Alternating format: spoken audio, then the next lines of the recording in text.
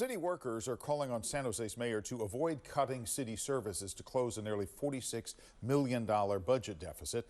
Dozens of workers stood in the rain outside San Jose's main library to rally against the cuts.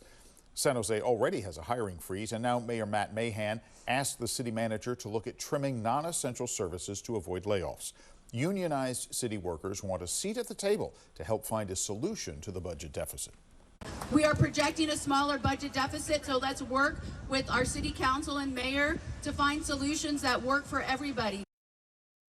San Jose has been able to trim its budget deficit by moving reserve funds around, but it's still facing a drop in sales tax revenue. Mayor Mahan will present his budget to the San Jose City Council next week. Developing news on the South Bay's VTA strike. Both the union representing transit operators and the Transit Authority met today for the first time since Sunday. The mediation session came in an attempt to finalize a new agreement. ABC 7 News South Bay reporter Dustin Dorsey is live and has more on how the negotiations went. Dustin. Yeah, those negotiations really important because we now know, according to the court's website, that injunction that VTA tried filing against these workers for a breach of contract, that's not scheduled, at least right now, until September, 6 months from now. That means in the meantime, the 100,000 people that use VTA daily continue to wait for a deal.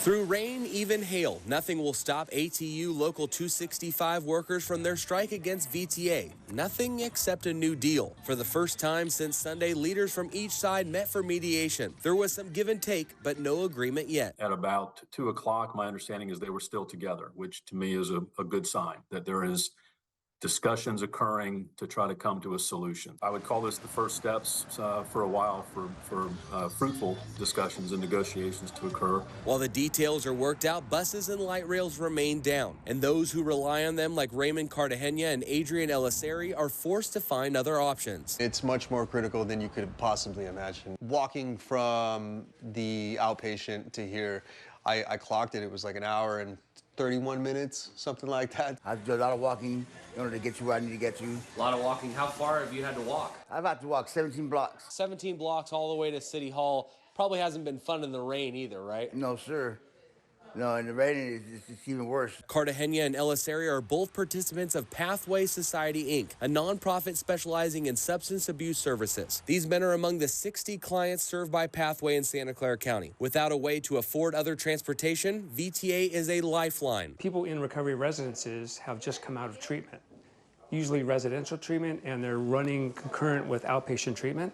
So folks are trying to get jobs, they're trying to get around town, maybe they have to do something in the legal system, a family visit, et cetera, and they cannot. Pathway is working on renting vans for clients, but these are the real side effects felt by many experiencing life without public transportation. Reasons why VTA, ATU, and the community want to find a solution to the strike. For people like yourself that don't have a way of getting around besides VTA, how long can people like you continue this strike? I mean, not much longer. No one doesn't think about these things until they're gone and how much they actually impact you. But we'll be more appreciative now.